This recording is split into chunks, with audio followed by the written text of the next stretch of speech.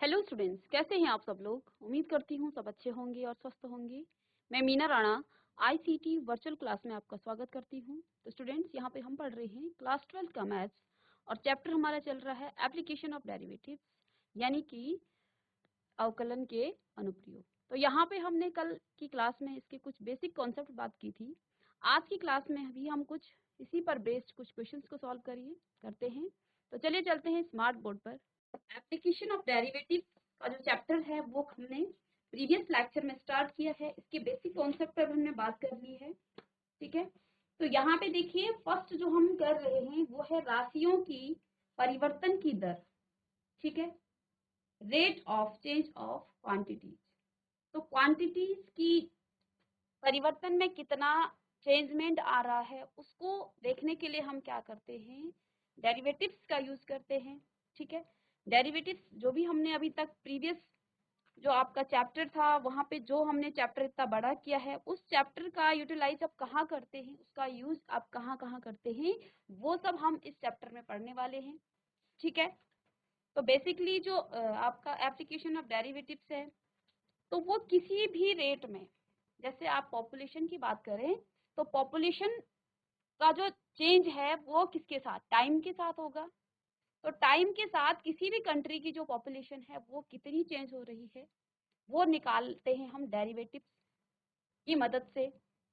किसी particular person की जो सैलरी होती है, उसकी जो सैलरी में इंक्रीज या डिक्रीज जो भी होता है वो भी हम निकालते हैं डेरिवेटिव्स की मदद से, ठीक है। इसी तरह सर्कल और क्यूब वगैरह जो भी आपके पास फिगर्स होती हैं, उनकी एजेस और रेडियस में जो परिवर्तन होता है, उसकी दर त्रिज्या में क्या परिवर्तन हो रहा है, उस सब का हम क्या करते हैं, डेरिवेटिव्स की मदद से उनको हम फाइंड आउट करते हैं। तो यहाँ पे हमने प्रीवियस चैप्टर में क्या बताया था आपको कि अगर आपके पास कोई सर्कल है और सर्कल की क्या है, कोई रेडियस है, ठीक है। लेट्स सपोज मेरे पास यहाँ पर कोई सर्कल है और इस सर्कल का जो है ये आर रेडियस है, ठीक है। अब इस रेडियस में इस सर्कल का एरिया कब चेंज होगा, इस सर्कल का जो एरिया है वो कैसे और कब चेंज होगा। तो जब इस रेडियस को हम बढ़ाएंगे तो सर्कल का एरिया भी चेंज होगा। इट मीन्स यहाँ पर हम क्या कह सकते हैं, किसी भी सर्कल का जो एरिया है वो डिपेंड करता है किस पे, उसके रेडियस पर, यानी कि उसकी त्रिज्या पर वो डिपेंड करता है। तो यहाँ से आप क्या कह सकते हैं कि area is equal to function of R. तो एरिया कब आपका बढ़ेगा या घटेगा, जब आर आपका बढ़ेगा या घटेगा। जब रेडियस आपकी क्या होगी, बढ़ेगी और घटेगी, तो एरिया भी आपका यहाँ पे क्या होगा, बढ़ेगा या घटेगा। तो यहाँ से हमने आपको क्या बताया था, ए अगर क्या हो रहा है, आर अगर आपका क्या हो रहा है, डिक्रीज हो रहा है या इंक्रीज हो रहा है, तब इसके बेस पर आपका जो इस सर्कल का जो एरिया है वो भी डिक्रीज और इंक्रीज यहाँ पे होगा, ठीक है। तो ये तो रेडियस के बारे में थे। अगर आपके पास क्या है, कोई एक्स और वाई फंक्शन है, एक्स और, तो यहाँ पे हम क्या लिखते हैं, y is equal to F X, ऐसा लिखते हैं हम, ठीक है। इसका मतलब क्या है कि y डिपेंड कहाँ पे कर रहा है, x पे डिपेंड करता है। जितना आपका x चेंज होगा, डिक्रीज या इंक्रीज होगा, y की वैल्यू भी उतना ही डिक्रीज या इंक्रीज होगा, यानी कि y डिपेंड्स ऑन x, ठीक है। तो यहाँ पे बेसिकली हम यही चीज पढ़ रहे हैं, ठीक है, कि किसी भी राशियों के परिवर्तन में कितना चेंजमेंट हो रहा है, कितना उसमें चेंज आ रहा है, यही हम इस चैप्टर में पढ़ने वाले हैं, ठीक है। बेसिकली हमने आपको कल की क्लास में भी बताया था, ठीक है। तो यानी कि अगर हम एरिया की बात करें, यानी कि ए की बात, तो इसको आप किस तरह से लिखेंगे, rate of change of Y या फिर area with respect to T. तो देखिए विथ रिस्पेक्ट टू आर, अगर हम इसका एरिया निकाल रहे हैं और इसके एरिया की हम क्या निकालेंगे, तो यहाँ पर क्या आ जाएगा आपके पास, डी ए अपॉन डी आर, ठीक है।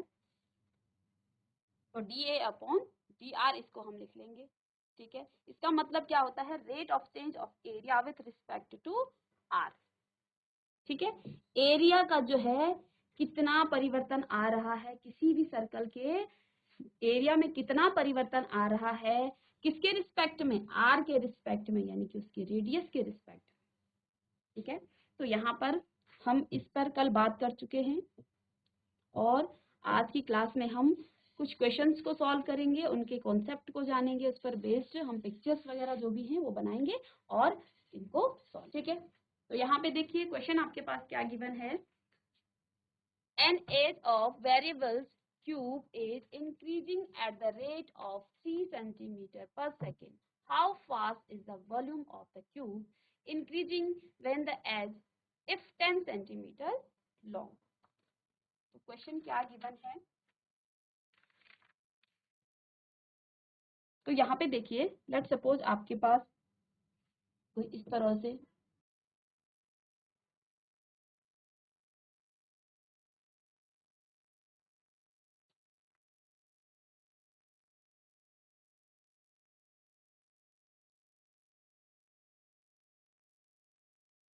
ये कोई क्यूब है इस तरह से, ठीक है। अब देखिए यहाँ पे क्या दे रखा है, क्वेश्चन क्या कहता है। क्वेश्चन आपसे कह रहा है कि एक परिवर्तनशील घन का जो किनारा है वो क्या है, वो 3 सेंटीमीटर पर सेकंड की दर से बढ़ रहा है, ठीक है। अब यहाँ पे जो परिवर्तनशील घन का जो किनारा है, लेट सपोज इसके जो घन की एज है वो कितनी है, x सेंटीमीटर, ठीक है। परिवर्तनशील घन का मतलब क्या हुआ, यहाँ पे देखिए इस घन को मैं अगर इस तरह से क्या करूं, घटाऊं और बढ़ाऊं, ये है इसका मतलब। वेरिएबल एज का मतलब क्या है कि अगर हम इस घन की जो साइड है x है उसको बढ़ाएं तो ये घन आपका क्या हो जाएगा, बढ़ जाएगा, और अगर इसको हम घटाएं तो ये घट जाएगा। तो इस तरह का जो परिवर्तन किसी क्यूब में हो रहा है इसी को हम क्या कहते हैं, ये आपका क्या है, वेरिएबल क्यूब है, ठीक है।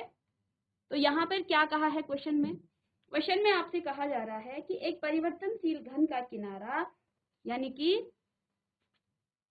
यहाँ पर आप क्या कहेंगे, कितना है, increasing at the rate of 3 centimetre per second. कितना इंक्रीज हो रहा है, 3 centimetre per second. How fast the volume of the cube increasing when the edge if 10 centimetre long.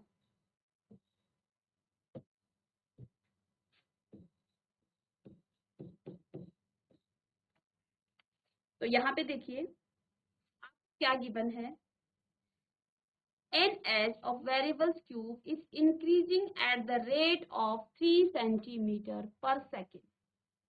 जो इस क्यूब यानी कि इस घन की एज है, इसकी जो भुजा है वो कितना इंक्रीज हो रही है, 3 सेंटीमीटर पर सेकेंड, ठीक है। तो यहाँ पे देखिए, यहाँ पे हमें क्या दे रखा है, डी एक्स अपॉन डी, पर सेकेंड का मतलब क्या हुआ, टाइम के रिस्पेक्ट में। एक्स आपका चेंज हो रहा है किसके रिस्पेक्ट में, टाइम के रिस्पेक्ट में। An edge of a variable cube increasing at the rate of, increase हो रहा है किस रेट पे, 3 सेंटीमीटर पर सेकेंड, यानी कि डी अपॉन डी एक्स। तो एक्स को आप किसके रिस्पेक्ट में कर रहे हैं, टाइम के रिस्पेक्ट में, यानी कि D X upon D T is equal to, यहाँ पे गिवन है आपको 3 centimetre per second, 3 centimetre per second, और ये आपको गिवन है, ठीक है, ये आपके पास गिवन है। How fast the volume of the cube increasing when the edge if 10 centimetre लो। अब हमें क्या निकालना है, how fast the volume of the cube, यानी कि यहाँ पे क्या कहा जा रहा है कि घन का जो आयतन है वो किस दर से वो बढ़ रहा है, जबकि उसका जो किनारा है, उसकी जो एज है वो कितनी है, 10 सेंटीमीटर लंबा है, ठीक है। मीन्स यहाँ पे हमें क्या निकालना है, घन का आयतन निकालना है। How fast is the volume of the cube increasing when the edge is, तो यानी कि वॉल्यूम निकालना है, volume D, D V upon D T, T के रिस्पेक्ट में, टाइम के रिस्पेक्ट में निकालेंगे, इज इक्वल टू, जब आपकी क्या है, x is equal to 10 centimetre, ये आपको गिवन है और यही हमें क्या निकालना है, ये हमें निकालना है, ठीक है। अब देखिए घन का जो क्यूब होता है, इसका जो वॉल्यूम होता है वो क्या होता है, v is equal to X cube, ठीक है। अब हमें क्या निकालना है यहाँ से, D V upon D T, हमें निकालना है dv अपॉन dt। अब v क्योंकि आपके x के, तो देखिए यहाँ पे हम क्या कर लेंगे, dv upon dt is equal to आ जाएगा आपका, तो इसको पहले हम x के रिस्पेक्ट में करेंगे तो 3x स्क्वायर, और अगेन इसको x को हम क्या करेंगे t के रिस्पेक्ट में भी करेंगे, ठीक है, अपॉन dt। ठीक है, तो यहाँ से देखिए आपके पास dx अपॉन dt आपको गिवन है, और ये आपके पास आ गया है dv upon dt is equal to 3x square, और dx अपॉन dt आपके पास कितना है 3 सेंटीमीटर पर सेकेंड, तो यहाँ पे आप क्या लिख लेंगे इंटू 3, तो dv अपॉन dt कितना आ गया है, dt इज इक्वल टू, यहाँ हमें क्या निकालना है, क्योंकि हमें क्या निकालना था, कहाँ पे निकालना है, जब आपकी जो एज है, जो भुजा है वो 10 सेंटीमीटर है, तो यहाँ पर आप x का मान क्या रख लेंगे, x इज इक्वल टू 10 रख लेंगे, तो यहाँ पे देखिए क्या आ जाएगा 3 multiply by 10 square multiply by 3, तो 3 3 जो 9 और 10 का क्या हो जाता है 100, तो यानी कि यहाँ पे आपका जो dv अपॉन dt है वो कितना आ गया है 900। अब इसकी जो यूनिट है, देखिए इसकी एज कितनी थी, इसकी भुजा कितनी थी, x सेंटीमीटर में था, सेंटीमीटर पर सेकेंड, और क्योंकि हम यहाँ पे वॉल्यूम निकाल रहे हैं तो वॉल्यूम आपका क्या आएगा सेंटीमीटर क्यूब पर सेकेंड, तो यहाँ से आंसर क्या आ गया आपका dv upon dt is equal to 900 centimetre cube per second.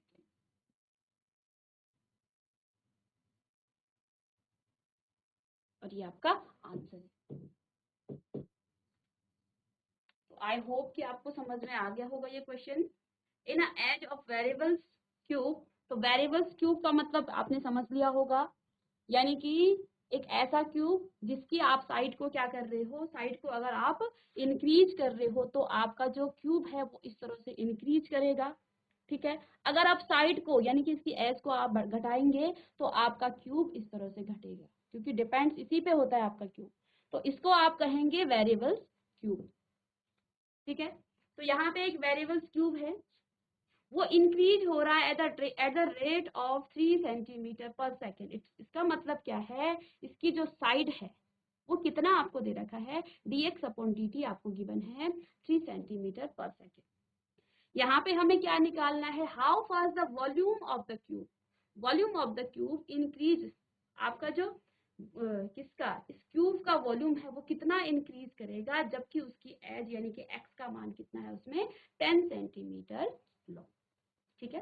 तो यहाँ से हमने dv अपॉन dt निकालना है at x is equal to 10 centimetre पर, क्योंकि आपका जो क्यूब है, क्यूब का जो वॉल्यूम होता है वो x क्यूब, ठीक है, x यहाँ पे साइड दे रखी है तो x क्यूब आ जाएगा, ठीक है। तो dv अपॉन dt देखिए हम इसका जब डेरिवेटिव्स निकालेंगे तो देखिए ये x के फॉर्म में है, तो पहले तो हमने इसको x के फॉर्म में इसका 3x इसका डेरिवेटिव्स निकाल लिया है x स्क्वायर का, ठीक है। तो यहाँ आप लिख सकते हैं डेरिवेटिव विथ रिस्पेक्ट टू किसके, t, तो t के सापेक्ष हमने इसका क्या किया है डेरिवेटिव्स निकाला है, और क्योंकि यहाँ पे x के t के सापेक्ष में निकाल रहे तो दोबारा से हम क्या करेंगे dx अपॉन dt करेंगे, और यहाँ पे dx अपॉन dt का मान हमें गिवन था तो यहाँ से हमने रख लिया है। अब x का मान हमें कहाँ पे निकालना है, इसका वॉल्यूम, कि वॉल्यूम कितना इंक्रीज हुआ है, हमें निकालना है at x is equal to 10, तो x की जगह पे हम 10 पुट करेंगे, ठीक है। अब नेक्स्ट क्वेश्चन है क्वेश्चन नंबर 5। क्वेश्चन नंबर 5 आपको क्या दे रखा है, a stone is dropped into a quiet lake and waves move in circles at the rate of 5 centimeter per second. At the instant when radius of the circular wave is 8 centimeter, how fast the enclosed area increasing? यानी कि यहाँ पे question क्या क्या कहा गया है, a stone is dropped into a quiet lake, किसी शांत झील में हमने क्या करा, एक पत्थर फेंका, ठीक है। और जब हम क्या करते हैं, पानी, शांत पानी में हम क्या करते हैं, किसी पत्थर को आप फेंकेंगे तो वहां पे कुछ तरंगे, कुछ वेव्स वहां पे क्या हो जाएंगी, इंक्रीज होंगी, ठीक है। इस तरह से अगर यहाँ पे पानी में हम क्या करें, किसी पत्थर को इस तरह से फेंके, ठीक है, तो क्या होगा, क्या मूवमेंट आएगी उस पानी में, इस तरह से क्या होंगी, वेव्स वहां पे सर्कल की फॉर्म में इस तरह से वेव्स वहां पे उठेंगी, ठीक है, इस तरह, ठीक है। अब ये क्या कह रहा है, इसका कहना क्या है आगे, waves and the rate of 5 centimetre, और किस रेट से ये वेव्स उठ रही हैं, जो ये तरंगे हैं इस तरह से ये जा रही हैं 5 सेंटीमीटर पर सेकंड के दर से, ठीक है। At the instant when the radius of circular waves is 8 centimeter, how fast the enclosed area increasing? It means जब वृत्ताकार तरंग की जो त्रिज्या है वो 8 सेंटीमीटर है, तो उस क्षण आपको क्या करना है, घिरा हुआ उसका क्षेत्रफल किस दर से बढ़ रहा है ये हमें निकालना है, ठीक है। यानी कि यहाँ पर क्या कहा जा रहा है, यहाँ पर क्या कहा जा रहा है, ये आपका 5 सेंटीमीटर, ये क्या है, 5 सेंटीमीटर क्या है, waves circle eight the rate of 5 centimetre, ठीक है। यानी कि यहाँ हम क्या लिख सकते हैं, D are upon D T is equal to, D are upon D T का मतलब क्या हुआ, इसकी जो रेडियस है वो इंक्रीज हो रही है, और किस दर से हो रही है, किस रेट पे हो रही है, 5 सेंटीमीटर पर सेकेंड। तो यहाँ पे देखिए क्योंकि रेडियस में चेंजमेंट आ रहा है टाइम के साथ, और टाइम कितना दे रखा है आपको, 5 सेंटीमीटर पर सेकेंड, ठीक है। यहाँ पे आपके रेडियस में क्या आ रही है, चेंजमेंट आ रहा है, रेडियस में इंक्रीज हो रहा है इसका, ठीक है। जैसे जैसे ये तरंगे ऊपर आगे को बढ़ेंगी तो ये जो सर्कल का एरिया है वो क्या होता रहेगा, इंक्रीज होता रहेगा, ठीक है। इट मीन्स यहाँ पे क्या कहा कि ये जो है यहाँ पे D R upon D T कितना है, 5 सेंटीमीटर पर सेकेंड। अब हमें क्या निकालना है, at the instant when the radius of a circle, जब आप इस जो आपका ये सर्कल है इसकी जो रेडियस है जब 8 सेंटीमीटर है, लेट सपोज यहाँ से यहाँ तक इसकी जो रेडियस है वो कितनी है, 8 सेंटीमीटर है।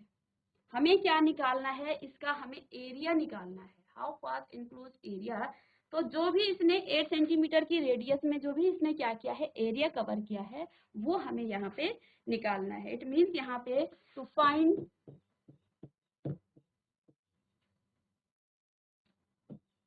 D V upon D T, और कहाँ पे, at R is equal to 8 centimetre, जब आपकी रेडियस कितनी है, आर इज इक्वल टू,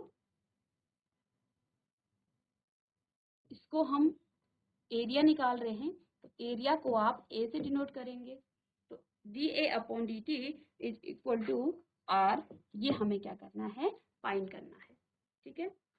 तो देखिए एरिया ऑफ सर्कल,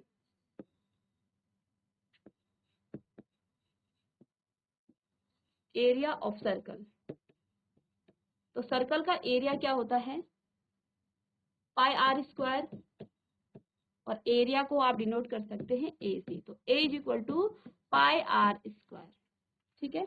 डेरिवेटिव्स करेंगे इसका किसके रिस्पेक्ट में, विथ रिस्पेक्ट टू टी, क्योंकि टी के रिस्पेक्ट में निकालना है, तो टी के रिस्पेक्ट में करेंगे तो यहाँ पे क्या आ जाएगा, D A upon D T is equal to, R के रिस्पेक्ट में इसका पहले होगा तो क्या हो जाएगा, 2 बाई आर, और यहाँ पर हम एक बार फिर से D R upon D T करेंगे, ठीक है। और यहाँ हमें क्या दे रखा है, d are upon D t 5 centimetre, तो D A upon D T is equal to 2 pi r into 5 centimetre, और यहाँ पे क्यों क्या कहा है, हमें किस पे निकालना है, r is equal to 8 centimetre पे, यानी कि जब r आपका 8 सेंटीमीटर है तो उस समय हमें क्या निकालना है, इसका एरिया फाइंड करना है। मीन्स यहाँ पे हमें r का मान कितना रखना है, 8 सेंटीमीटर, ठीक है। तो रखेंगे यहाँ पे D A upon D T is equal to 2 pi multiply by 8 और मल्टीप्लाई बाय 5, तो यहाँ पे क्या आ जाएगा, 8 पंजे 40 और 2 80, A upon dt is equal to 80 pi. और क्योंकि एरिया निकाल रहे हैं तो एरिया का क्या होगा, देखिए यहाँ पे कितना आपको गिवन है, सेंटीमीटर। तो एरिया निकालने के लिए हम क्या करेंगे, सेंटीमीटर स्क्वायर पर सेकेंड। तो dA अपॉन dt आपका क्या आ जाएगा, ये आपका एरिया आ गया है आंसर।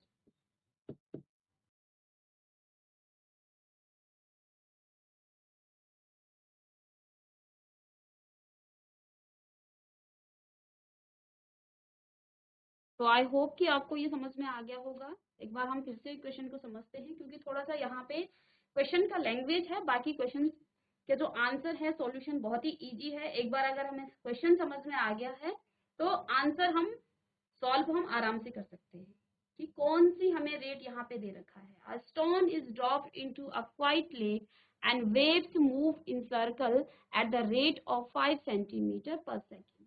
किसी शांत झील में हमने क्या किया है, एक पत्थर फेंका है। तो पत्थर फेंकने से क्या हो गया है, इस तरह से उसमें तरंगे यानी कि वेव्स उसमें उठने लगी, लहरें आने लगी उस पानी में, ठीक है। और आप देखेंगे कि जब आप पानी में पत्थर को फेंकते हो तो वो वेव्स क्या हो जाती है, इंक्रीज होती जाती है, पहले यहाँ से उठ के फिर वो आगे को। तो देखिए यहाँ से जो वेव्स हैं ये आपकी 5 सेंटीमीटर पर सेकंड की दर से ये क्या हो रही हैं, इंक्रीज होती जा रही है। मीन्स यहाँ पर हम इसको क्या कहेंगे, 5 सेंटीमीटर पर सेकंड को क्या कहेंगे, आपकी जो देखिए वेव्स की, क्योंकि ये एक सर्कल की तरह क्या बना रहा है, सर्कल की तरह होती हैं वेव्स गोल गोल। तो अब क्या है, ये आपका रेट है, ये आपकी त्रिज्या है, यानी कि इसका रेडियस है। अगर हम इसको सर्कल, किसी वेव्स को हम क्या कहें, ये आपकी सर्कल है, तो ये क्या है, इसकी त्रिज्या हो जाएगी, इसका रेडियस हो जाएगा। तो यानी कि रेडियस में कितना चेंजमेंट आ रहा है पर सेकेंड, तो कितना आ रहा है 5 सेंटीमीटर। तो यहाँ पे हम क्या कहेंगे कि ये क्या है, आपका dr अपॉन dt है, और इसमें चेंजमेंट कितना आ रहा है, 5 सेंटीमीटर पर सेकेंड।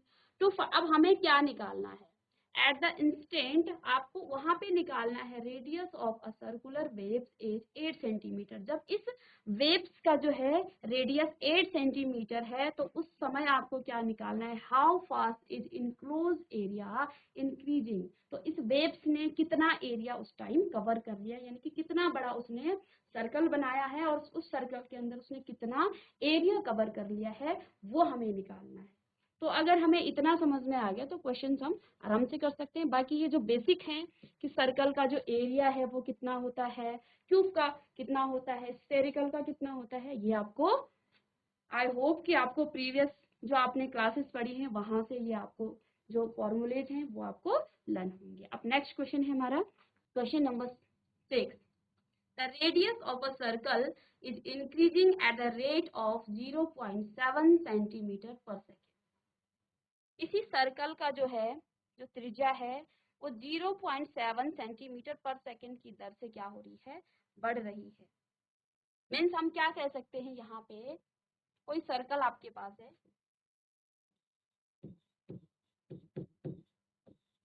आपके पास यहाँ पे कोई सर्कल है, ठीक है, और इस सर्कल की क्या है, कोई रेडियस होगी r, ठीक है। अब ये रेडियस जो है, the radius of a circle is increasing at the rate of 0.7 centimetre per second. इस सर्कल का जो रेडियस है वो इंक्रीज हो रहा है, वो बढ़ रही है, किस दर से, 0.7 सेंटीमीटर पर सेकेंड। मीन्स यहाँ पर हम क्या ले सकते हैं इसको, क्या हमें गिवन है, dr अपॉन, और किसके रिस्पेक्ट में करेंगे हम, यहाँ पे हमें गिवन है 0.7 सेंटीमीटर पर सेकेंड। पर सेकेंड का मतलब टाइम के रिस्पेक्ट में, ठीक है। तो रेडियस का जब चेंजमेंट होगा, रेडियस में जो इंक्रीजनेस या डिक्रीजनेस आएगी वो टाइम के साथ आएगी, ठीक है। तो जब भी आप क्या करेंगे, इसको बढ़ाएंगे या घटाएंगे तो टाइम के साथ इसका क्या हो रहा है, डेरिवेटिव हम यहाँ पे करेंगे, basically D R upon D T हम इसको लिख सकते हैं, ठीक है। तो D R upon D T हमें कितना गिवन है, 0.7 सेंटीमीटर पर सेकेंड, ठीक है।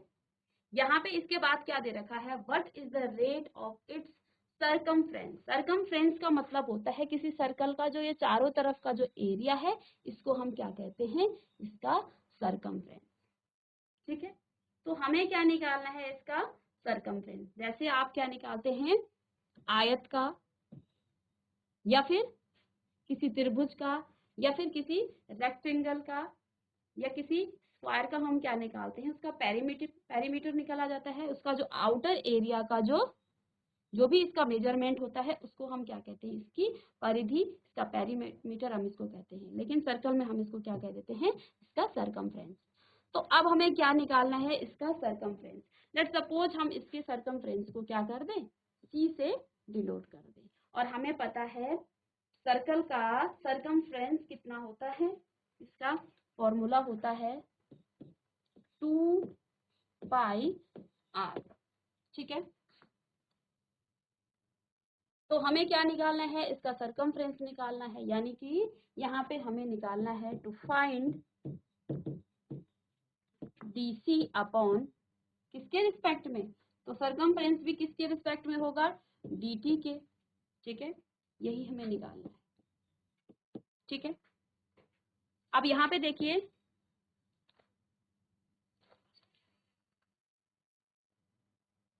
dc अपॉन dt, c आपके पास क्या है, 2πr। अब इसका डेरिवेटिव करेंगे, dc upon dt is equal to 2π dr upon dt। ठीक है, और यहाँ पे dr अपॉन dt हमें यहाँ गिवन है 0.7 multiply by 2 multiply by pi. तो यहाँ पे आपका जो dc अपॉन dt है वो कितना आ गया है, 1.4 सेंटीमीटर पर सेकेंड। ठीक है, तो ये इसका आंसर है। तो स्टूडेंट्स, आई होप कि आपको ये क्वेश्चंस समझ में आए होंगे। तो यहाँ पे बेसिकली आपको क्वेश्चंस को समझना है, आंसर्स को आप बहुत अच्छे से और आसानी से कर सकते हैं। सिर्फ हमें ये पहचानना है यहाँ पे रेट ऑफ चेंज किस में हो रहा है, उसके रेडियस में हो रहा है, उसके सरकमफ्रेंस में, कहाँ पे आपका चेंजमेंट आ रहा है। अगर हम यहाँ पे dr अपॉन dt या dv अपॉन dt इनको पहचान लें तो क्वेश्चंस में हमें कोई दिक्कत नहीं आएगी। तो बेसिकली यहाँ पे क्वेश्चंस पे हमारा फोकस रहता है, क्वेश्चंस को आप कितनी तरह अच्छे से समझ सकते हैं। तो नेक्स्ट क्वेश्चन में, नेक्स्ट चैप्टर में या नेक्स्ट क्लास में हम क्या करेंगे, इस पर बेस्ड कुछ और क्वेश्चंस करेंगे। तो आई होप कि आपके जो कॉन्सेप्ट हैं, जो आपके डाउट्स हैं, वो सारे क्लियर हो जाएंगे। और क्वेश्चंस के साथ हमारी क्वेश्चंस की जो डिफिकल्टीज होगी वो भी आपकी इंक्रीज होगी। तो चलिए मिलते हैं नेक्स्ट क्लास में, तब तक के लिए thank you and have a nice day.